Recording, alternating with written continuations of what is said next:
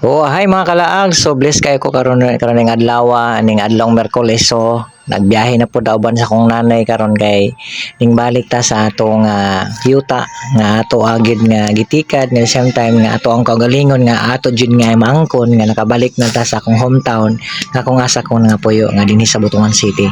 So nagdali kami biyahe sa akong nanay kay nagapas pud mi sa oras kay mo duty pa ko paghapon. So sulit kayo kay nakabalik na pud ko sa akong Pinoy-anan nga dugay na usab ako nga wala nakabalik dinhi so mo dinhi ang akong Pinoy-anan karon gikan sa atong highway makita nga palayan halos diri ang panginabuhian sa akong gigikanan before nga dinhi ko nagpuyo since 2003 nga wala na ko da nakapuyo until now.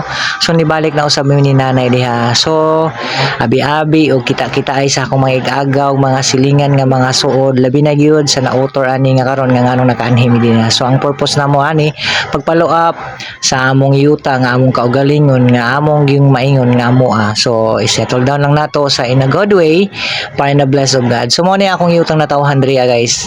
Napuy-an ako nga sense sa akong pag high school diri ko nag-graduate until now ni balik na usab ako. So lipay kay ko kay mainiton gyapon ang pag-welcome sa atong mga silingan din happy for sa atong mga suod kabanay kailig suon nga guys.